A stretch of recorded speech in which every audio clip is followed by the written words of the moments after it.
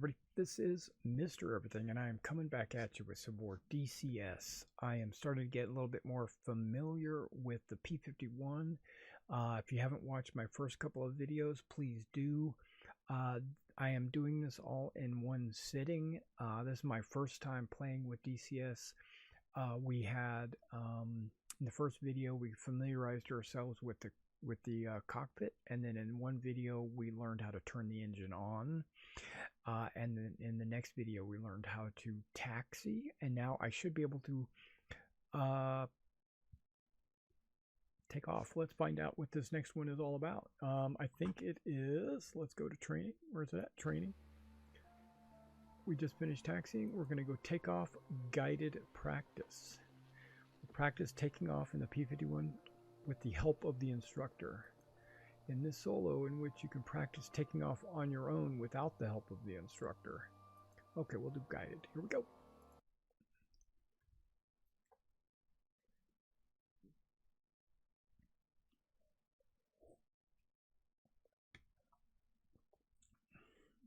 I have to learn how to walk before I can learn how to fly, right? All right, here we go. Welcome to the takeoff lesson. Today we will practice taking off in the P51D. Press the spacebar key to begin.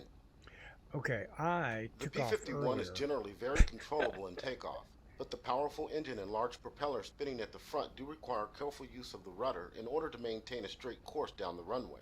A right rudder trim of 5 to 6 degrees is a standard takeoff setting and is usually sufficient to maintain directional stability in the takeoff run. A normal takeoff is performed at takeoff power, which is 61 inches of manifold pressure at 3,000 RPM. However, to minimize controllability issues while practicing, we will take off at a reduced power setting of about 50 inches of manifold pressure. Press the spacebar key to proceed.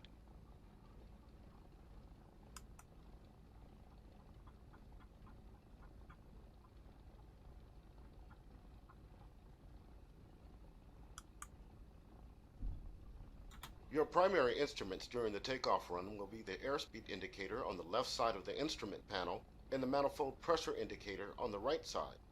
Once in the air, we will use the turn indicator and the rate of climb indicator to maintain a desired flight path. Press the spacebar key to proceed. Yeah, see, earlier I had just taken off when he said that. The first key element of a successful takeoff is a gradual onset of power. You cannot just slam the throttle forward. The torque effects of a sudden burst of power are very likely to run you off the runway and into the grass with devastating results. The other key element is the tail lift. As the aircraft accelerates toward 100 miles per hour, the tail will lift itself off the ground, unless held down with some stick back pressure. You can perform a takeoff without a tail lift by simply holding the stick back to maintain a 3-point attitude until the plane flies itself off the ground. Most pilots, however, prefer to let the tail rise up to continue accelerating while running on the front wheels before lifting off into the air. Press the spacebar key to proceed. Now, I don't remember where I raise my gear.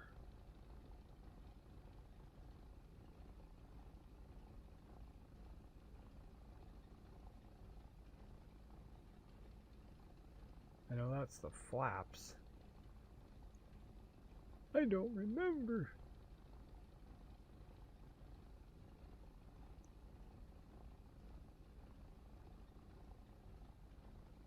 Yeah, I don't see it. I don't know. I don't remember where the gear is at. The takeoff starts with the stick held back to keep the tail wheel locked for a controlled ground run. Landing To gear perform a operation. tail lift, Gotta be that. neutralize the stick as speed approaches 100 miles per hour. Be careful to avoid lifting the tail too early by pushing the stick forward. The changes in pitch angles occurring during the tail lift cause significant directional instability, which is more difficult to control at slower speeds. Careful rudder input will be required to maintain heading as the tail lifts. You may need to alternate a bit of right and left rudder input before stabilizing for the liftoff. Press the spacebar key to proceed. Okay. Flaps are not used in a normal takeoff. 15 to 20 degrees of down flaps are used when a minimum run takeoff is required. Press right control plus enter to open the controls indicator so you can monitor the position of your flight controls. To prepare for the takeoff run, set the rudder trim to about 5 degrees right. Click and drag the rudder trim tab control wheel. On the throttle quadrant, make sure the RPM lever is set all the way forward to increase. If not, press and hold the page up key to set it. Hold down the wheel brakes using the W key. Okay. I reset my brake keys. Oh, okay, so let me just press this and see what happens. Nope, doesn't like me.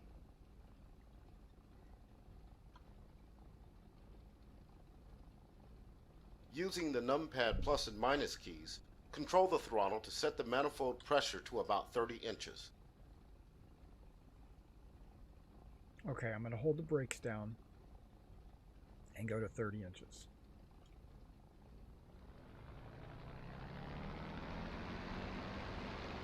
My brakes not working. Keep the stick pulled somewhat aft of neutral to keep the tail wheel locked. Whenever you're ready, release the wheel brakes to begin the takeoff run. Use the rudder or Z and X keys to maintain your heading down the runway. Gradually add power to set about 50 inches of manifold pressure. Neutralize the stick to lift the tail. Easy on the rudder. Gently pull back on the stick to take off. Watch the turn indicator and use your rudder and aileron control to maintain your takeoff flight path by keeping the ball in needle center. Retract the gear with the G key. Monitor the landing gear warning lights to make sure the gear retracts and locks successfully. Lights extinguished.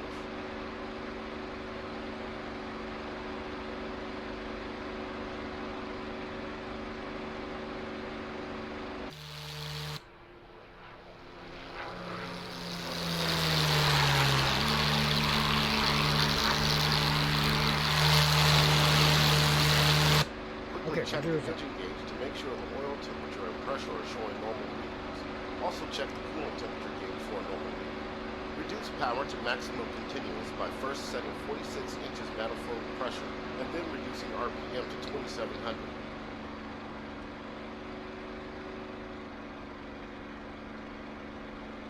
Alright.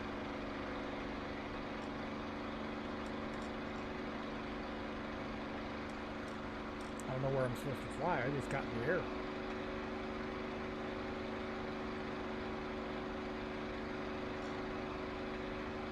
Oh, 46 manifold. And then reducing RPM. Yeah, I'm in the 26. No, 46. Okay. So you're saying there. Okay.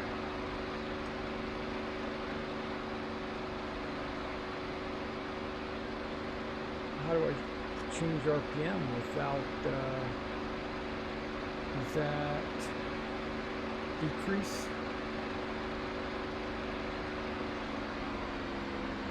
A good approximate climb speed is 170 mph.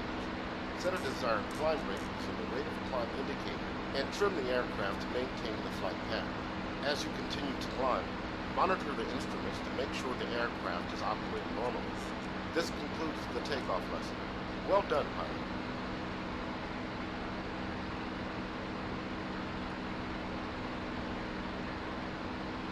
I know about all that.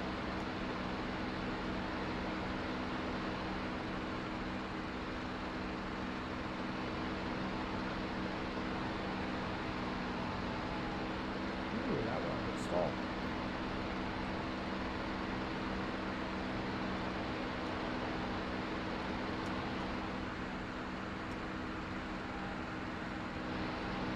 Okay, well I got in the air, so maybe I should try that one more time. On my own. Yeah, let's do that. I'm not landing. I am going to try that again on my own.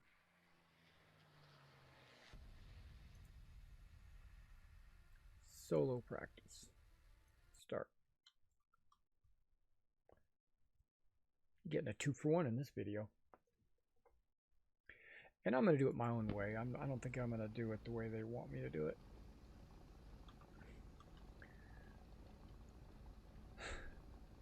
Okay. Let's do the right trim, because I accept that this thing's going to have a little bit of a left pull. We go a little bit more than recommended. There we go.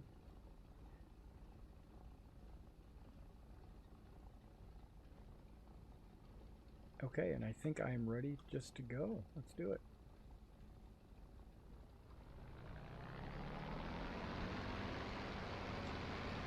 Pulling back on the stick. Watching my speed get up close to 100. I'm going to neutralize the stick.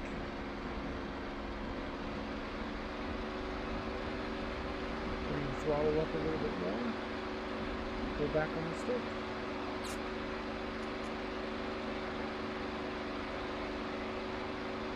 And try to raise the gear using that key.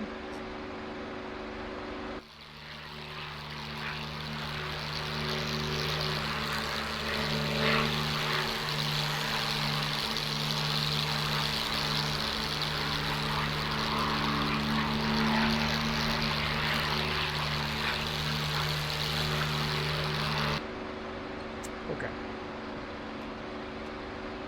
So I'll just use this button.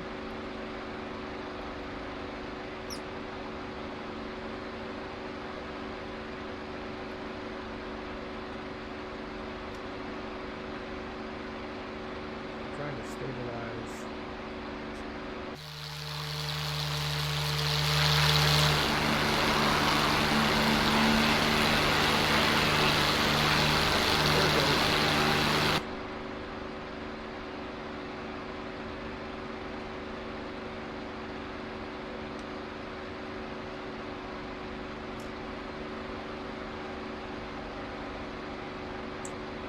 Saying pull the manifold pressure back a little bit and then bring my propeller pitch back.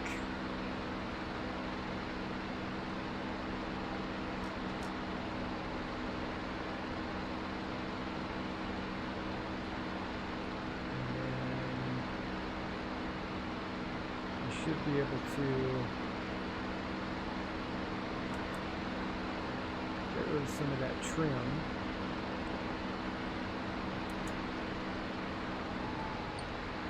Whoa, maybe I should pay attention.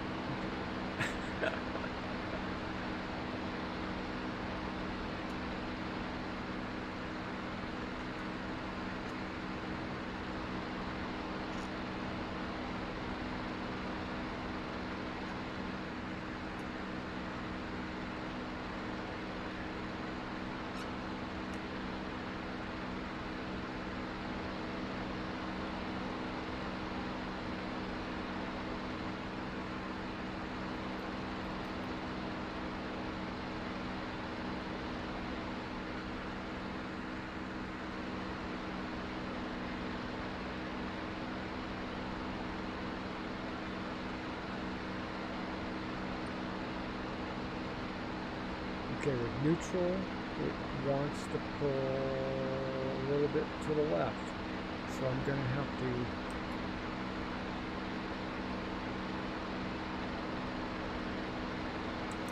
keep a little bit right trim, I think.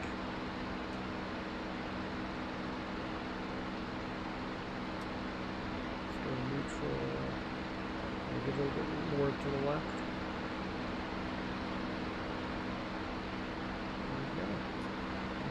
Enjoying the view. Alright, we got our takeoffs. We did 2 takeoffs. And let's see what we can do in the next video. I will see you next time for the next lesson.